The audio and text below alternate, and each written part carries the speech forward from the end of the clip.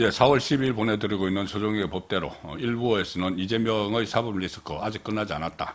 자, 50여일 사이에 어떻게 될지 모른다. 이 말씀을 드렸고, 어쨌든 지금 조기대선은 시작이 됐습니다. 2부에서는 특히 국민의힘 지금 경선 스타트를 했습니다. 어떻게 될 건지 집중적으로 한번 점검을 해보도록 하겠습니다. 지금 가장 핫한 이슈는 국민의힘 여론 경선에서 핫한 이슈는 한덕수 대통령 권한 대행인데, 일단 여론조사에 처음으로 등장을 했습니다. 다른 데서는 펜앤마이크나 아니면은 이 뉴델리 이런 쪽에서 여론조사를 할 때는 후보군을 이렇게 딱딱 배치를 해주는, 그 중에서는 고르는 거기 때문에 거기서는 한덕수를 인위적으로 넣었지만, 갤럽 조사에서는 그런 게 없거든요. 갤럽 조사는 주관식입니다. 딱 생각나는 대로 대답을 하는데, 거기 처음으로 들어가서 2%를 받았다는 것은 좀 상당한 의미가 있다. 과거에 윤석열 대통령도 처음에 정치권 진입할 때 갤럽에서 제 기억에 2%였었던 것 같아요. 자, 어쨌든 본격적으로 대선 주자로 이 자리매김을 했다, 이런 의미가 있는데, 자, 일단 이재명 제압이 어쨌든 이재명 끄는 게 최고의 목표지 않습니까? 그 과정에서 한덕수의 쓰임새가 있다고 보십니까? 직접 쓰임새든 불쏘시개든. 저는 제일 중요한 게, 저는 윤 대통령 의중을 저는 항상 중시합니다. 예. 윤 대통령. 예. 제가 이제 확인 좀 해보니, 예. 아마 이제 대통령은요, 당분간 좀 신중하게 관망, 그러니까 한덕수 대행에 대해서도 이제 비서실장 통해서 정리석 이런 데 보고는 받았는가 봐요. 그에 대해서 이제 가타부타 뭐 출마해서는 안 된다. 또 이게 출마해라. 이런 건 없고, 일단은 이제 중립적인 자체로 이제 여론의 흐름을 예의주시하는 이렇게 지금 저는 알고 있습니다. 윤심원. 아마 윤 대통령 입장에서는 이제 한동훈이나 이쪽으로 이렇게 막아야 되잖아요. 그렇죠. 배신자 이야기를 했다지 않습니까? 이철호 경북도지사 찾아가실 그러니까 때. 나머지 이제 뭐 한덕수나 김문수, 그다음에 나경원, 그리고 이제 이철우 이런 데 주자들은 일단은 스스로 어느 정도 이 바람을 일으켜서 뭐 4강이든 결승이든 스스로 이게 가는 것까지는 아마 대통령이 좀 저는 예의주심하지 직접 노골적으로 개입하지는 않는다. 그렇게 이렇게 보이고요. 제가 생각하기에 마지막 순간에 국민의힘 후보가 누가 될 거 아니에요. 뭐 누구든 김문수든 누구든. 그런데 이제 계속 가상대결을 붙일 겁니다. 계속. 근데 도저히 가상대결에서 이길 가능성이 안 보이면요. 얼마든지 지금 경선에는 안 온다고 발표했잖아요. 그러나 국민 후보처럼 무소속으로 추대해서 나중에 반이재명 빅텐트 칠 때 얼마든지 한덕수 카드가 다시 재현돼서 활용될 가능성은 저는 충분히 있다. 그런데 그거는 이제 국민의힘 후보의 이재명에 대한 경쟁력, 여론조사가 워낙 많이 놓을 테니까. 그렇죠. 거기에 따라서 이제 저는 살아있는 카드다 이렇게 보고 있습니다. 여전히 살아있는 카드다. 지금 윤심을 말씀을 해주시는데, 윤심이 일단 경선에서는 어떤 윤석열 대통령의 어떤 메시지를 정치적 메시지를 낼 가능성은 좀 일단 낮다고 보시는 거죠. 나중에 본선 가서는 그때 박근혜 전 대통령도 그때 총선 때 옥중 메시지를 이제 유영하 변호사를 통해서 내면서 어떤 보수의 단합, 결속을 이렇게 강조를 한 적이 있거든요. 그런 형태가 되지 않을까 싶은데. 그렇죠. 저는 상당히 우회적으로 우리가 해석할 수 있도록, 예를 들어 나경원 만나서 국가를 위해 역할을 좀 해봐라. 이게 사석에 좀 나가봐라 이 뜻 아니겠습니까? 이렇게 노골적으로 메시지를 안 내도 누굴 만나느냐. 예를 들어 거짓날 이철우도 만났잖아요. 이철우 자도 만나가지고 뭐 하고. 그런데 그때 이제 충성심 중요하다. 이야기 놓은 거 아닙니까? 이런 식으로 대통령은 저는 면담 이런 거 통해서나 이런 식으로 간접적으로 의중을 해석할 수 있는 이런 메시지들은 노골적으로 직접적으로 뭐 누구 밀어라 마라. 이건 안 넣어도 뭐 충분히 우리 국민이 파악할 수 있는 요즘도 이게 암시 이런 거는 놓을 걸로 봅니다. 이제 같은 차원에서 김문수 전 장관도 이제 통화를 했고 통화를 하면서 이제 격려를 했고, 이제 일단은 그런 차원이고, 경선 과정에서 이렇게 윤심이 그대로 정치적 메시지가 나올 가능성이 일단 낮다고 보는데, 어쨌든 지금은 각자 주자들이 본인들이 다 각자 도생을 해야 되는 상황인데, 한덕수 그러면 실제 출마 필요성하고 가능성을 좀 말씀을 하시면은. 저는 상당히 그 둘 다 있다 봐요. 필요성도 있고 가능성도 있다. 일단 가능성은요. 네. 한 번도 이분이 불출마를 이야기를 안 하고 없고, 있잖아요. 지금. 그 갑자기 트럼프하고 통화하는데 네. 갑자기 대선 이야기를 묻잖아요. 근데 트럼프가 과연 이게 그 사전을 어떻게 잘 알길래 그걸 물을까? 미래 사전에 이제 뭐 유력한 대선 주자다. 예, 예. 이런 식으로 뭐 예를 들어 이 트럼프 여행주는 뭐 고든 창부터 많잖아요. 실무적으로 조율하는 과정에서 그러니까요. 그 백악관 참모하고 이 한덕수 대행의 참모들이 실무적으로 조율을 하는 과정이 있거든요. 그 과정이 있으면은 이제 어떤 이야기를 나눠야 될까? 본인들이 기초 자료를 만들어서 갖다 드려야 돼요. 그러니까. 어떤지 그러면은 이런 이야기 어떨까가 한덕수 대행 쪽에서 먼저 나왔을 수가 있다는 거죠. 그렇죠. 거기다가 이 언론의 공개도 네. 통한 걸 뭐 굳이 그걸 공개할 필요 없잖아요. 공개. 음. 이것만 봐도 저는 상당히 가능성이 있고 네. 한 번도 부정한 적이 없어요. 그렇죠. 예, 예. 그리고 한덕수 정도 이제 뭐 총리까지 대통령 빼고 다 해봤잖아. 네. 솔직히 대통령 욕심이 없는 권력 의지가 없는 이런 사람이 이게 드물거든요. 그렇죠. 뭐 저는 충분히 그 본인이 네. 이제 그 최대한 신중하게 네. 최대한 마지막까지 네. 왜냐하면 이게 등판 시기를 잘못 잡으면요 반기문 꼴납니다. 괜히 매만 미리 맞을 필요 없어요. 그렇죠. 5월 3일까지만 결정하면 되잖아. 예. 한 달 전에 사퇴하면 되거든요. 예. 따라서 저는 가능성이 있고요.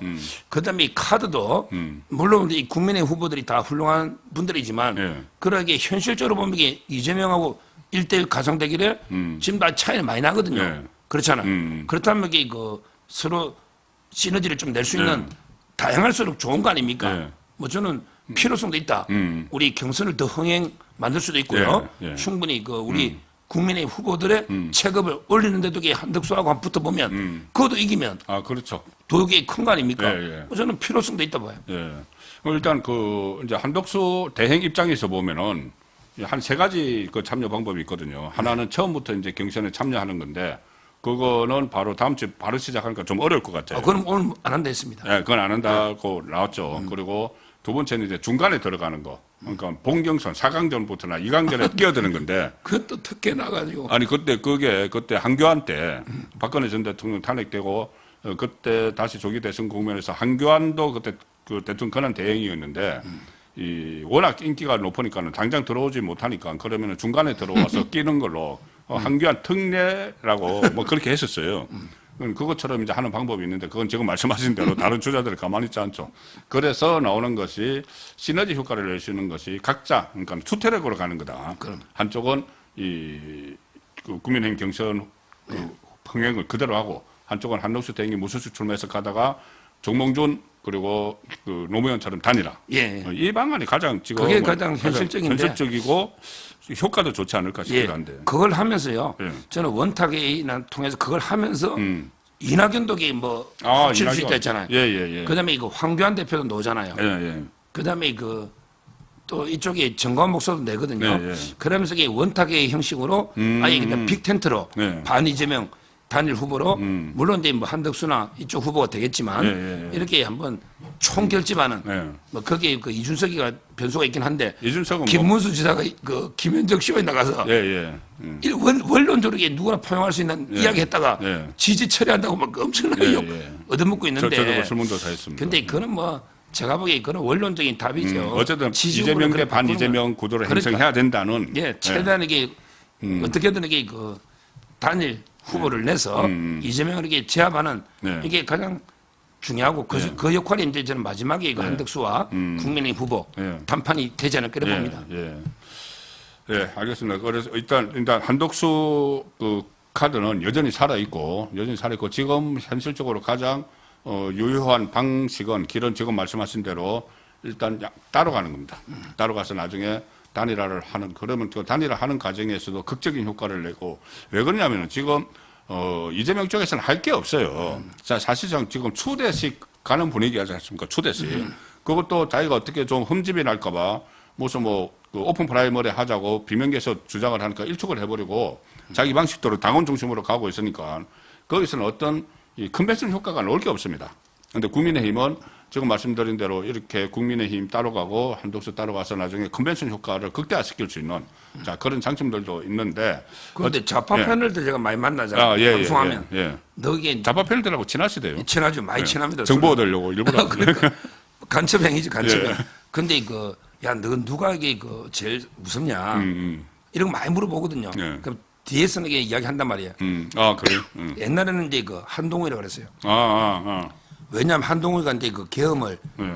반대했잖아. 예. 그러니까 이게 공개할 명분이 별로 없잖아요. 공격거리가 없으니까. 한동훈이가. 그런데 지금은요. 지금 좌파 입장에서 공격거리가 없으니까. 자기 편 비슷하니까. 한덕수를 합니다. 이번에 한 씨는 한 씨인데 바뀌었네.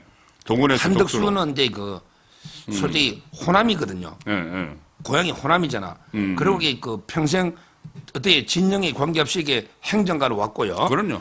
겨우 이제 공개하는 게 뭐 내란 방조범이라는데 솔직히 말하면 이게 이번에 7대1로 기억되면서 이게 내란에 방조한 게 없잖아. 그렇죠. 오히려 윤 대통령이 섭섭할 정도로 뭐 국무회의 발언됐잖아요. 네, 그것 때문에 지금 그 한덕수 대행이 비판도 받고 있어요. 그러니까 우파에서. 유권자들에게. 그러니까 이제 그 지금은 좌파 패널들이 보면 한덕수가 제일 이게 부담스럽다. 공격할 거리가 거리가 없다. 없지만 또 이게 지역 기반, 지역 기반. 또 이게 그 이념 색깔, 예. 중도 예. 이런 게 그 오히려 그래 보더라고요. 예. 그러니까 이제 지금 한덕수를 계속 뭐 공격을 이제 내란 대행으로 몰았는데 그건 안 통할 거고. 그래서 아마 이게 탄핵을 지금 계속 고민하잖아요. 저는 지지율이 이번에 갤럽 처음 나온 게 2%죠. 2% 나왔죠. 진짜 이게 정치인은 혼자 클 수가 없어요. 윤석열 대통령 만든 게 그 저는 추미애하고요. 조추박입니다. 조국 추미애, 뭐 박범계 탄압을 해줘야 돼요. 그래서 추미애 탄압하기 시작하던데 한덕수를. 그러니까 아니 이번에 그 탄핵만 해주면요. 지지율이 오늘 제가 YTN에 이야기했지만 지지율이 동그라미한테 붙습니다. 한덕수를 탄핵해주면 탄핵 발의하면 이게 사퇴하고 출마하면 되잖아요. 그러면 이게 바로 20% 갑니다. 지금 2%잖아. 그러니까 이런 게 적이 탄압을 해주고 도와줘야 되는데 과연 이게 민주당이 그러니까 탄핵을 안 하지 않을까 이렇게 봅니다. 안 그래도 제가 추미애가 나선 것을 보고 추미애 전 대표가 계속 그 한덕수 그 저격수로 나섰더라고요.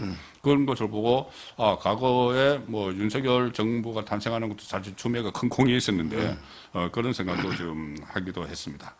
어쨌든 그런 상황에서 이 좌파 패널들은 지금 한덕수를 좀 나오면은 가장 끌었다. 이제 이렇게 생각을 하는 거죠. 공격거리가 없으니까. 실제로 한덕수 대행은 행정 관료니까. 그러니까 그 관료이기 때문에 어느 정권에서든지 그 실력이 있으면 갖다 썼어요. 그래서 제일 처음에 확 올라간 게 뭐냐면 김대중 대통령이 전 대통령이 청와대 경제수석으로 발탁을 했어요.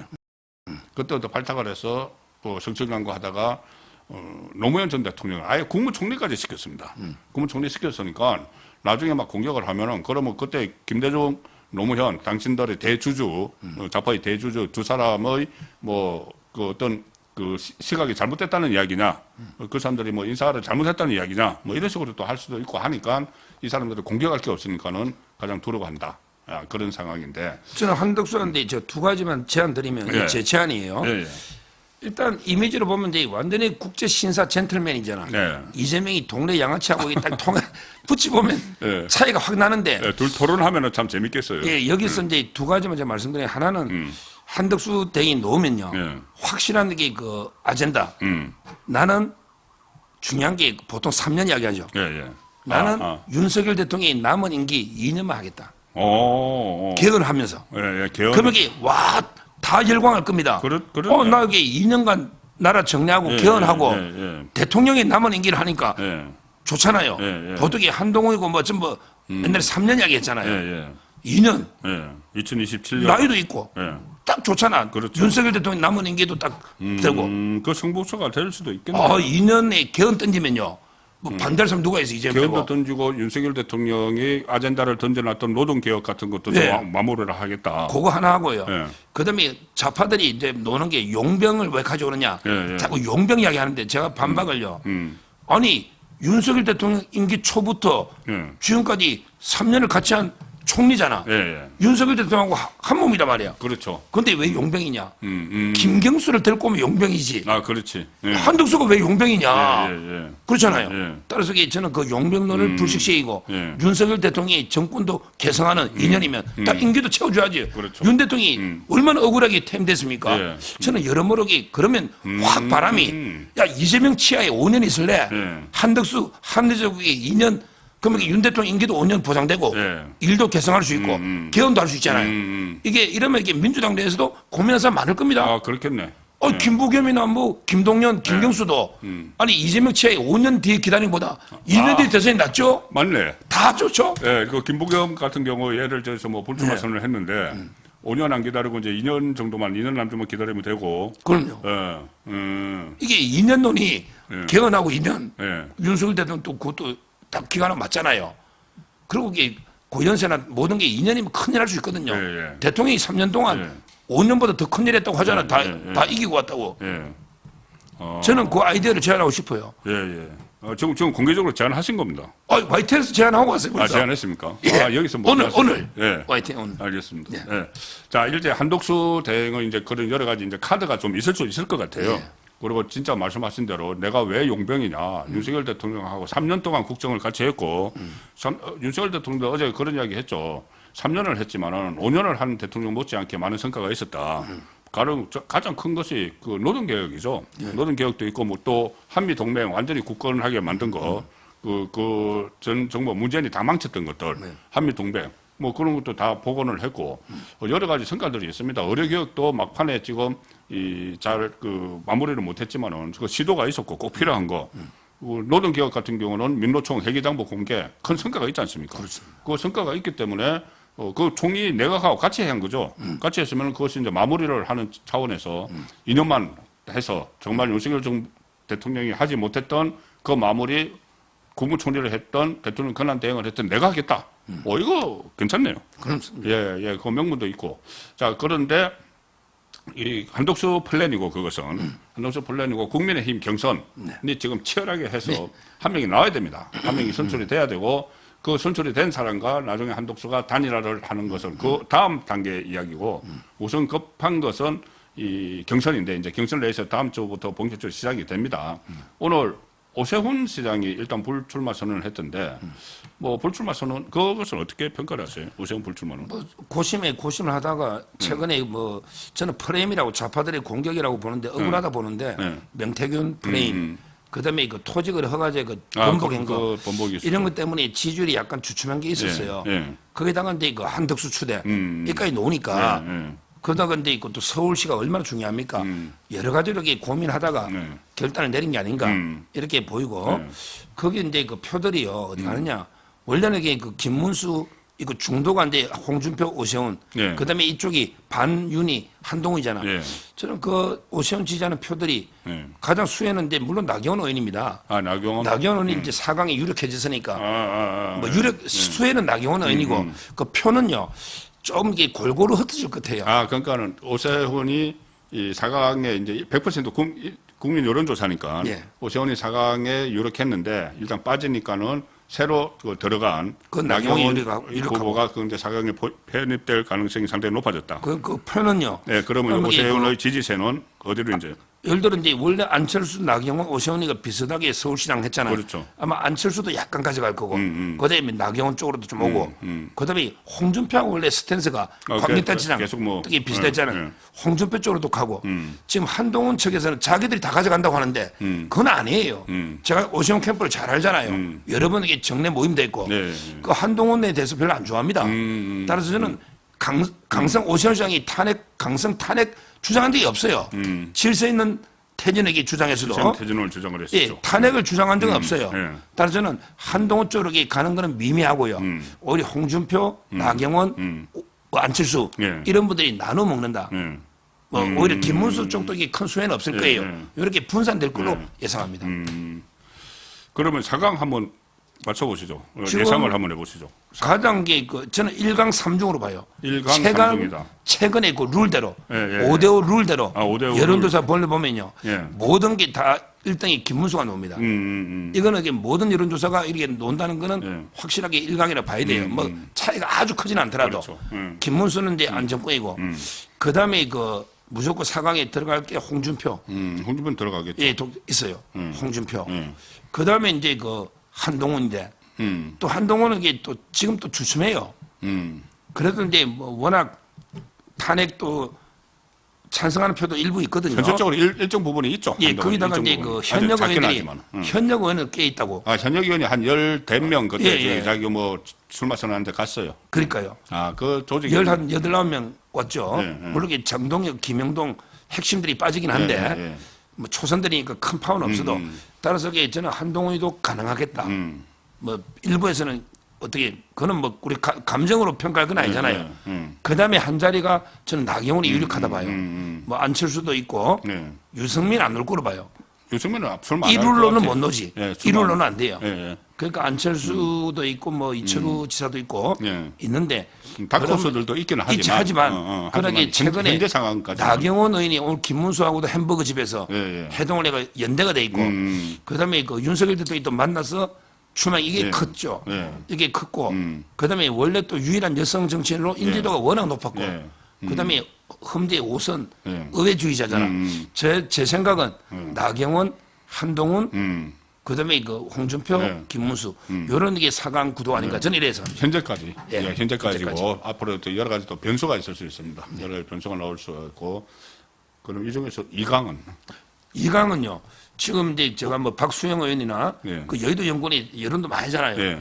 김문수는 들어가요. 아 김문수는 근데 상수 김문수는 상수고 뭐 아마 이게 그 제가 박수영 통해서 이게 여러 의원들 예. 의원들이 또 많이 아니까 예. 저도 물어보니까 홍준표를 많이 꼽아요.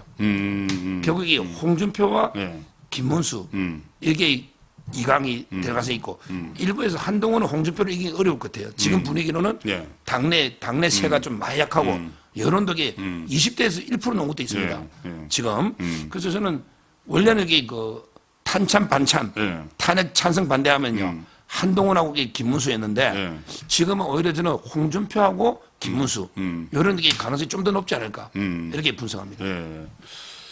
그러면은 일강은 이거 제가 좋아하는 게 아니고 그러면 지금까지 현재까지 상황 분석입니다. 이게 현재까지 다 친하니까 이철호도 친하고 예, 다 예, 예. 이거 진짜 평론가라서 예. 제 객관적인 분석이에요. 그러니까 현재 상황을 저희들이 이제 여러분께 이제 설명을 하면서 아마 지금 현재 같으면은 한 4강 이렇게 되고 2강 이렇게 될 텐데 물론 지금 앞으로 경선을 해서 토론도 하죠. 토론도 하고 또 이번 경선에서 제가 어제 소개를 들었는데 아주 그 경연식으로 합니다. 경연 방식. 그러니까는 미스터 토론 방식으로 막 하고 뭐 너 나와 해가지고 너 나를 한번 토론해 뭐 이런 것도 있고 그 다음에 이 토론을 할 때 심장 박동수를 재가지고 이 사람이 얼마나 긴장을 하고 있는가 뭐 이런 이야기 이런 것도 다 한다고 하니까 그 여러 가지 이제 변수가 발생할 수 있는 장치를 많이 만들어놨어요. 그러니까 현재는 제가 의원들을 솔직히 국회의원들 국민의힘 한 60명 이상 제가 물어봤어요. 아, 예. 지금 현재는 이게 1강은 김문수입니다. 김문수. 예. 그러니까 2강은 김문수, 홍준표, 예. 4강은 이제 그 한동훈, 나경원 예. 이렇게 뭐 틀릴 때 틀리더라도 예. 현재 가장 많은 게 제가 여러 여론 수렴해보고 예. 여론조사도 면밀하게 분석해보고 예. 거기에 잘 틀릴 때 틀려도 이야기하는 게 책임을 지더라도 예. 맞잖아요. 예. 저 1강은 김문수다. 네. 이렇게 봅니다. 야, 이제 현재 상황, 현재 예, 상황에서는 그렇게 되고 그러면은 지금 그대로 기존에 이제 김문수 그 후보가 선출될 가능성이 이제 높고 뭐 여론조사도 이제 그렇게 많이 나와요. 선출될 가능성이 높고 그러면은 이 한쪽에 다른 쪽에서 이제 올라오는 한덕수, 김문수 두 사람이 그렇죠. 수로 끝나는 쌍수. 그렇습니다. 양수. 양수. 예, 양수. 양수가 나중에 그 빅 이벤트를 하나 이제 만든다. 빅 이벤트를 만들고 그 과정에서 이 다른 세력도 같이 끌어모을 가능성도 있다고 보세요. 그러니까는 뭐냐면은 김문수, 한덕수를 할 때 아예 이낙연, 이준석은 좀 이준석은 논외라고. 자기가 죽어도 안 한다고 하니. 예. 그러면 그 이준석은 아예 그냥 이준석 사실 지난주 그 갤럽에서 아예 빠졌어요. 여론조사 거기서 아예 응답이 없어서 빠지기도 했습니다. 어쨌든 그래 일단 이 두 사람인데 이낙연 세력과 연대를 할 필요성은 있다고 보시면 그거는 이게 온다면 막을 이유가 없어요. 왜냐하면 이게 그 호남에서 일정 지지가 있어요. 있죠. 이낙연 나 4% 예, 지지 예. 있습니다. 좌파 쪽에. 어제 페네마이크 조사에서 그 이낙연이 10% 넘어갔습니다. 특히 호남표를 잠식해 오는 거는 엄청난 예, 거잖아요. 예. 호남표가 원래 또- 수도권에 호남도 있잖아요. 그렇네. 그러니까 한덕수는 호남이니까 이낙연은 한덕수가 끌어오면 돼. 네. 그다음에 이쪽에 이제 자유통일당하고 황교안 대표 있잖아요. 이쪽은 이게 김문수가 되거든요. 예. 김문수가 근데 이쪽은 또 이게 예. 통합이 되거든요. 예. 그래서 저는 김문수 한덕수가 하면 이낙연까지 이쪽에 우리 자유통일당 정관 목사, 예. 그다음에 이거 황교안 대표까지 얼마든지 연대할 이게 그 고려는 된다고 저는 봐요. 그러니까 이게 나중에 좀 고쳐해 나가야 되겠지만은, 가령 예를 들어서 이재명이 제가 딱 볼 때는 이 호남에 대해서 굉장히 신경을 쓰고 있거든요. 저번에 담양 군수 선거 조국 당한테 내줘 버렸잖아요. 그래서 저 얼마 전에 그제 제가 말씀드렸는데, 호남에 10조 원짜리 AI 뭐 기술센터를 만들어 주겠다 이렇게 하고 있어요. 그만큼 이제 호남이 어렵다는 이야기죠. 그런데 예를 들어서 이낙연 세력도 일단은 큰 틀 안에서 연대를 하게 되면은 그 호남에 어필을 할 수 있고, 또 한덕수 또 호남에 어필을 할 수가 있으니까 새로운 정치, 그러니까 선거 지형을 만들 수도 있다는 생각도 듭니다. 어쨌든 모든 것은 전부 다 이재명이 되면 안 된다. 이재명만은 막아야 된다. 여기 이제 초점을 맞춰서 가야 될 것 같습니다. 그렇습니다. 예, 오늘 4월 12일 보내드린 서종의 법대로 오늘 순서는 여기서 마치도록 하고 다음 주에 뵙도록 하겠습니다. 다음 주는 좀 더 많은 이 여론조사나 이런 것들이 희망적인 부분들이 좀 쏟아졌으면 싶고, 이재명에 대한 이 대법원 선거도 다음 주 되면은 뭔가 윤곽이 잡혔으면 하는 바람입니다. 예, 감사합니다. 감사합니다.